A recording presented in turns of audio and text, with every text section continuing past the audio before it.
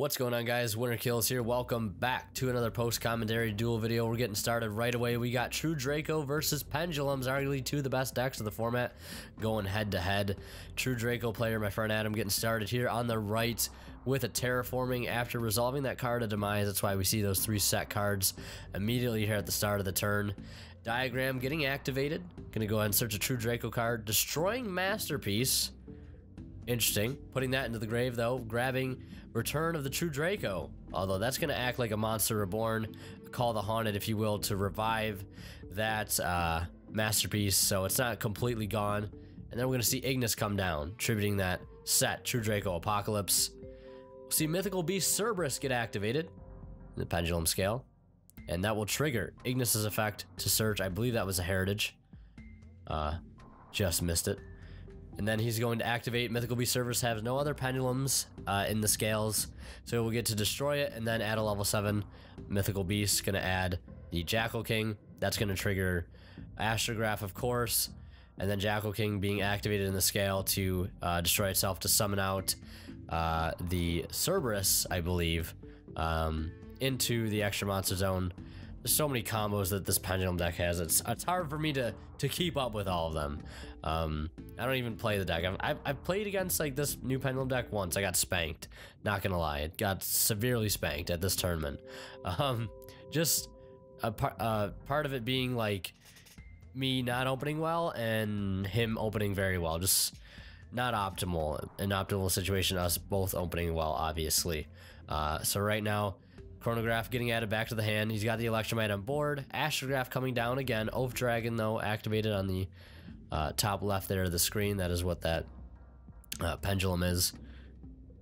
Searching the deck right now.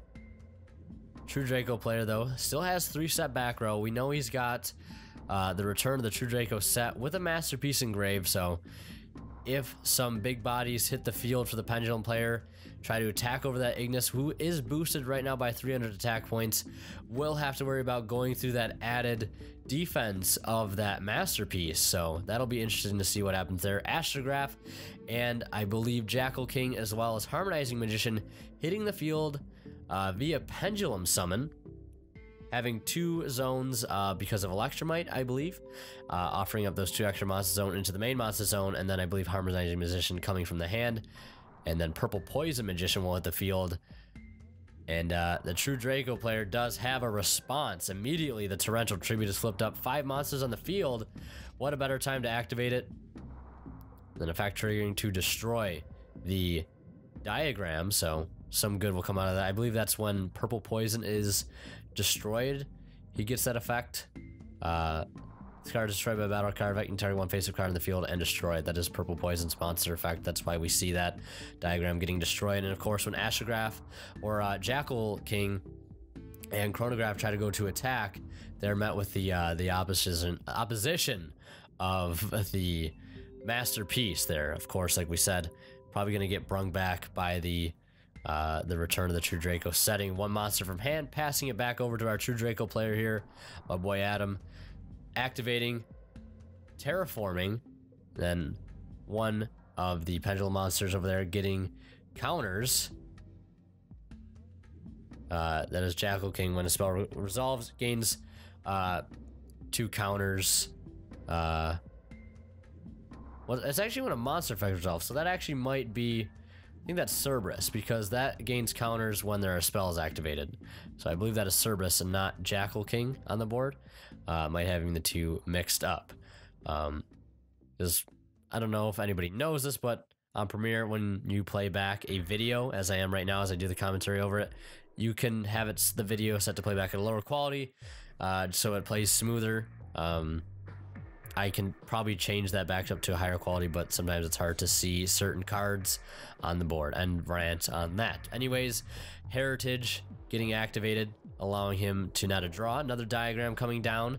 Diagram destroying the Heritage. That Heritage effect is going to trigger destroying that Harmonizing Magician, sending it back to the extra deck face up.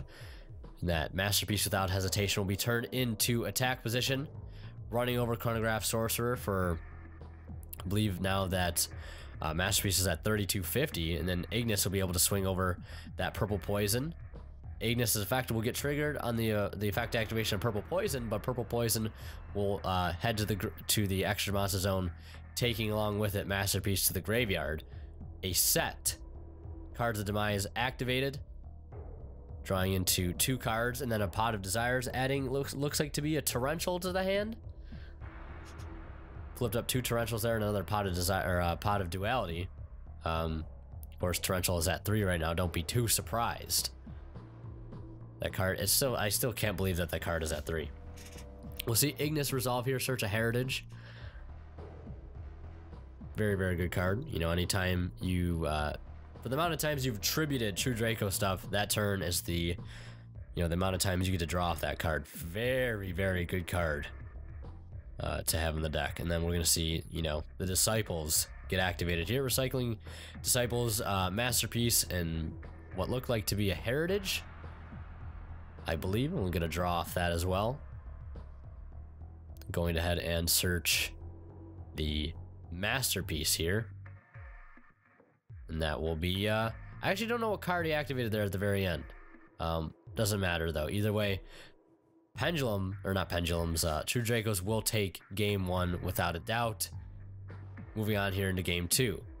We're going to see the Beast Jackal play, Chronograph hitting the board, and then returning looks like to be the Jackal to the hand, or the Cerberus to the hand, and then summoning it again, activating another mythical beast using its effect. Of course, only Pendulum card in the Pendulum zone, so it does have the access to use that effect.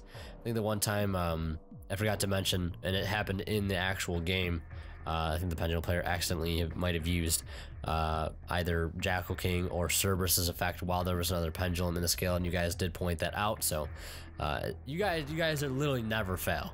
And one thing I think a lot of people forget is when they say people make bad plays, it's because, yeah, I mean, for the most part, I would say it's because you get to see the result of what happened due to that play, or you already know what's going to happen because you've watched the video already, or, you know, it's like hindsight's 20/20 sort of, and it's a lot different. I feel like a lot of people, you know, not that I really have a huge problem with it. It's a lot of people like criticize the players for some point. Definitely sometimes I understand when, like, the one time we caught one of the players at our locals cheating, like, who we literally like actually die hard, like legit tries to cheat, like intentional cheating, and not just like you know, accidentally playing a card wrong when you couldn't, like malicious cheating, not like unintentional.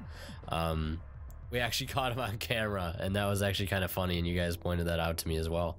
But we'll see the Electromite get copied by Supreme King, the Venom's King, or Starving Venom, going to Zephyr Metaltron and Dorito the Moral Leader. Dorito the Moral Leader, lol. Now, there's Dark Hole. Is that going to go through? Of course not. Why would you let that go through? You don't want to lose your Metaltron. And then we're going to see Terraforming activated soon after, now that that negation has been cleared out of the way. Attempting at this point to use Diagram, we see him set the card face down, attempting to get the effect off. It's going to be met with a Ghost Ash. I just said Ghost Ash again. It's Ash Blossom. I don't know why I call it Ghost Ash. Drawing into another Ash. Ash Blossom. It looks like the Pendulum player is getting a bit of luck here. 2 negations right now. Diagram activating. It'll get ashed. What's next? What's the next move? Oh, another Diagram. Oh, more Naruto's still there. Not gonna happen. Moving on to game 3. It's 1-1 right now. Who takes it? What do you think? We got 4 set back row on the other side. There's a Floodgate card sided in, presumably. Anti-Spell with a face up. Disciples already. And there is Dark Worm hitting the board, which I believe once that is normal summoned, normal or special summon, you can add Supreme King Gate Pendulum monster from his deck to hand. That's what he's going to do. And then swing in for 1800 and set perhaps a back row. Yep, going to set that back row there. And, oh, looks like he drew into another anti-spell there. It's one of those turns, one of those games you want to see your floodgates, but then you just end up seeing too damn many of them. Foolish Burial?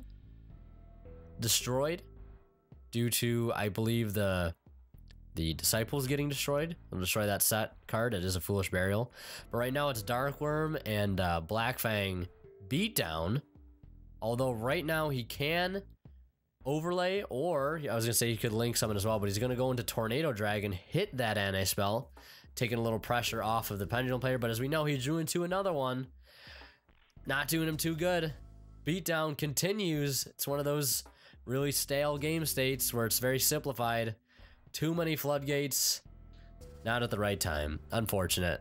But my friend Adam still did end up making top 4, I believe, this tournament due to tiebreakers. So interesting enough. Even though I think everybody decided to split because it was really late. Our locals have a tendency to run late and then everybody just splits. Very rarely does the top get played out. But we all just sort of agreed to it anyways. Very, say we have one of the best locals in the area, if I had to say so myself. Just the atmosphere really is what it comes down to. But anyways, that's going to do it for this video. Hopefully, no one made terrible mistakes. Nobody unintentionally cheated. Nobody, I mean, it probably happens. You guys will find something, I bet. You guys will find something. I don't know. But, yeah. Give some of these guys a break. You know, if they don't make the play that you would make because you see it happen and the consequences of it in the video instead of dealing with it in real life, give some of them a break, okay? Sometimes my friends will watch this video and they'll read the comments like Mike, why are they saying this stuff about me? I feel attacked. No, not like that, but take it easy, okay? Just a little bit. You guys are good at what you do. You know that. I'm not saying stop, but take it easy, all right? Thanks so much for watching, guys. Winterkill signing out.